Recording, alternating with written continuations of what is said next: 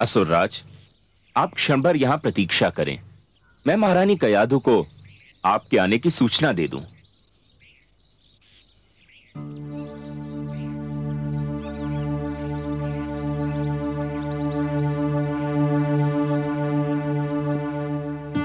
देवी कयाधु,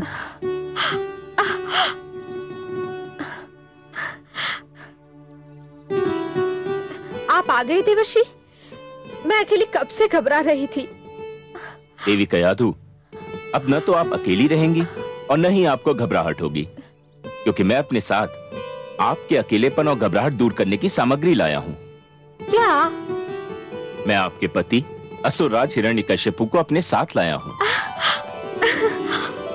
असुरराज,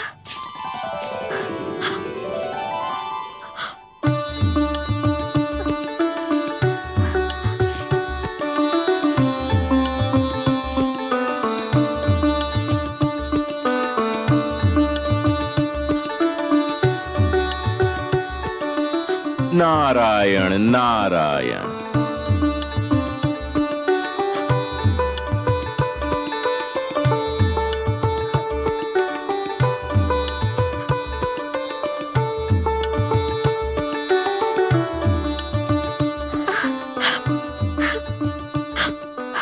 महारानी,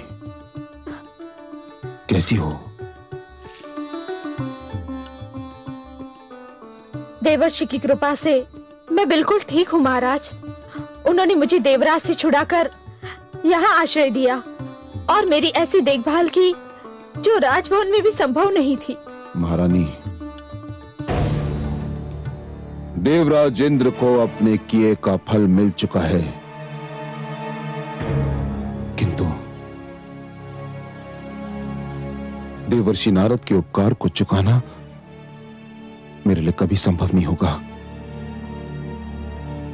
उन्होंने आपको और मेरी होने वाली संतान को बचाकर मुझे जीवन भर अपना आभारी बना लिया है,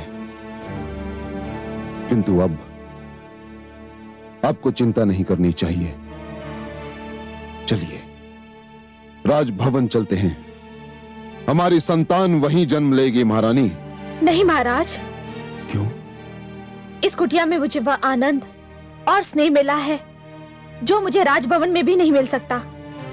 यहाँ मैंने एक ऐसी सुरक्षा का अनुभव किया है जो मैंने अपने जीवन में कभी नहीं पाई। हे महाराज, मेरी इच्छा है कि मेरी संतान का जन्म यही हो।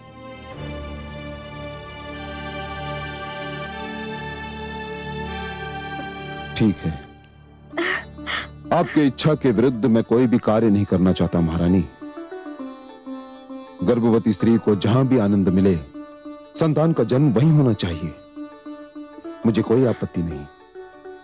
मैं ये समाचार देवर्षि को सुनाता हूं। आप निश्चिंत होकर विश्राम करें। आइए।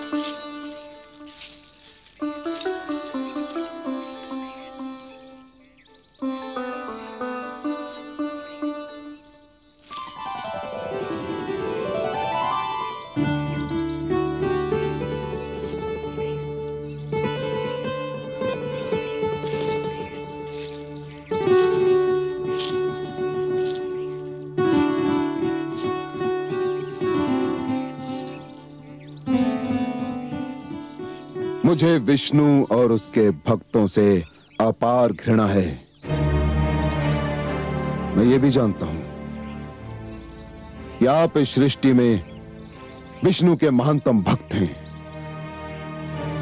और मैं चाहते हुए भी आपसे घृणा नहीं कर पाता। आपने महारानी की रक्षा करके। बस बस असुरराज, और कुछ कहने की आवश्यकता नहीं है। आप इस बात को इतनी बार कह चुके हैं कि मुझे तो कंठस्थ हो गई है। देवर्षि, महारानी कयादू ने पुत्र के जन्म तक आपके आश्रम में रहने की इच्छा व्यक्त की है और मैं उनकी इच्छा के विरुद्ध उन्हें यहां से ले जाना नहीं चाहता। नारायण नारायण, बड़ा शुभ विचार है। यदि महारानी कयादू को मेरी कुटिया में सुख मिलता है तो ये तो मेरे लिए सौभाग्य की बात है। असुरराज, आप चिंता न करें, मैं उनकी यथा योग्य सेवा करूंगा। मेरी कुटिया में बीतने वाला हर दिन आपकी आने वाली संतान का हर संकट दूर करेगा। तो फिर मुझे जाने की अनुमति दीजिए देवर्षि।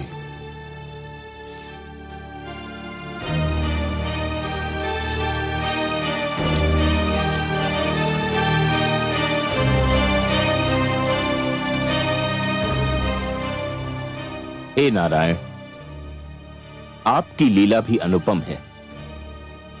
आपसे घृणा करने वाले को पता ही नहीं कि उसके अपने घर में आपका सबसे महान प्रेमी जन्म लेने वाला है। नारायण नारायण। भगवान हिरण्यकशिपु की जय, भगवान हिरण्यकशिपु की जय, भगवान हिरण्यकशिपु की जय, भगवान हिरण्यकशिपु की जय, भगवान हिरण्यकशिपु की जय, भगवान हिरण्यकशिपु की जय, भगवान हिरण्यकशिपु की जय, भगवान हिरण्यकशिपु की जय।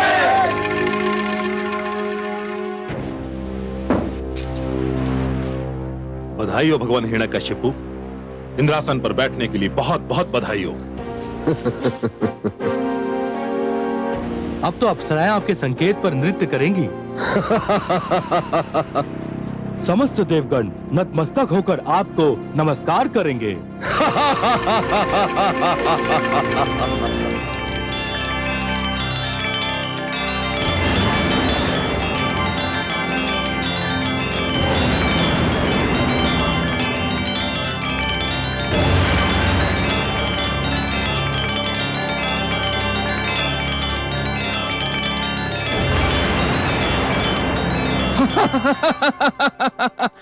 हाँ, मैं स्वरभानु हूं।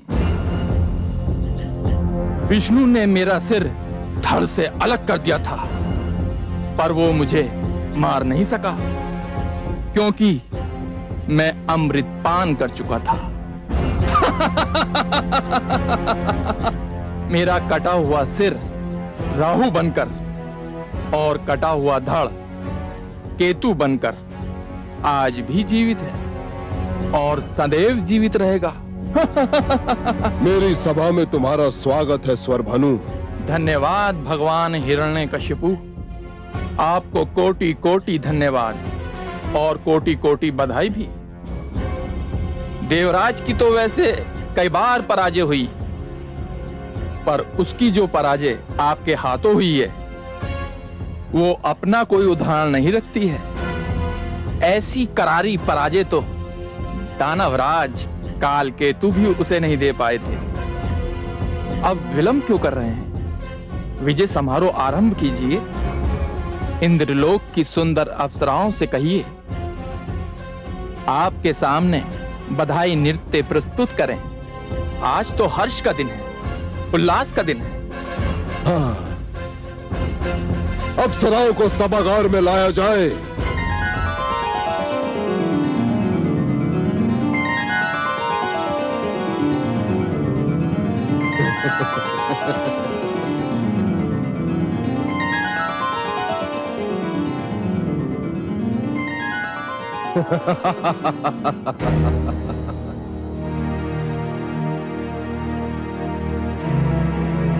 देवलोक की अप्सराओं,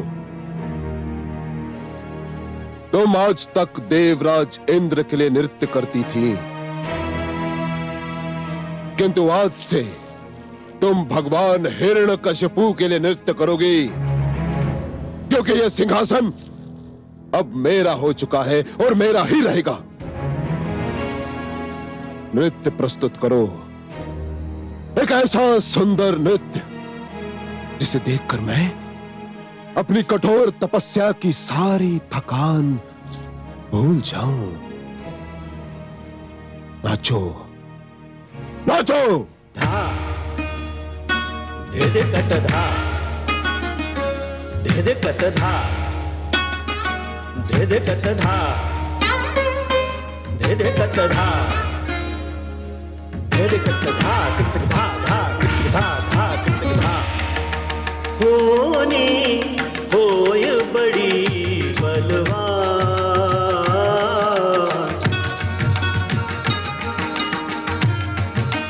होनी होय बड़ी बलवान एक वरदान मिला पापी को एक वरदान मिला पापी को बन बैठा भगवान होनी होय बड़ी बलवान दिग दिगता दिग दिगता दिग दिगता धा धा धा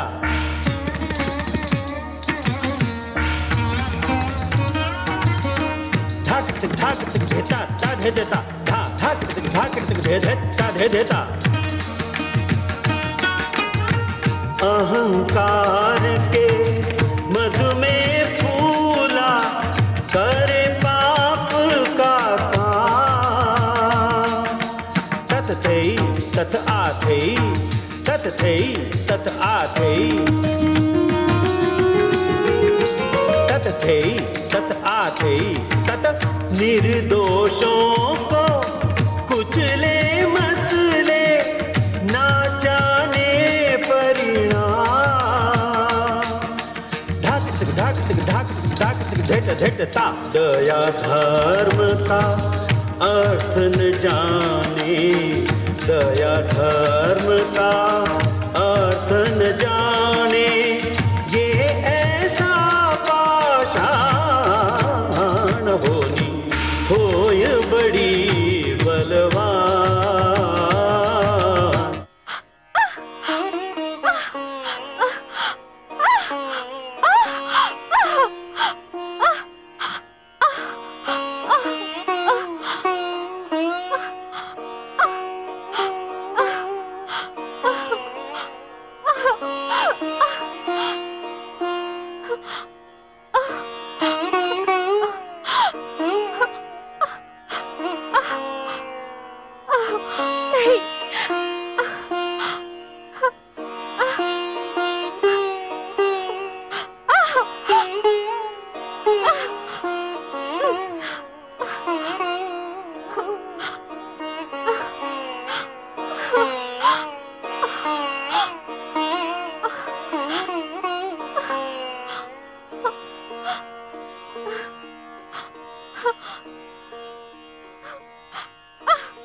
हे लक्ष्मी नारायण,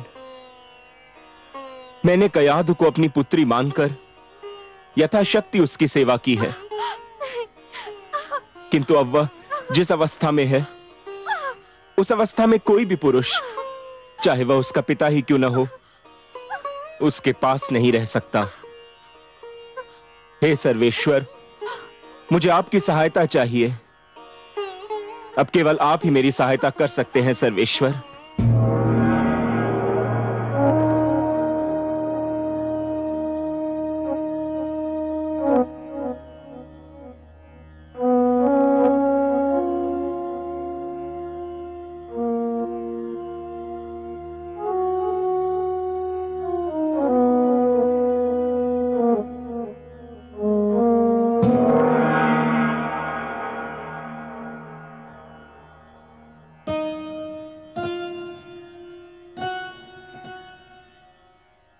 हे योग माया, आप देवर्षि के आश्रम में जाइए। महारानी कयाधु प्रसव पीड़ा की अवस्था में आ गई हैं। उनकी देखभाल का कार्यभार मैं आपको सौंपता हूं। जो आज्ञा त्रिलोकीनाथ।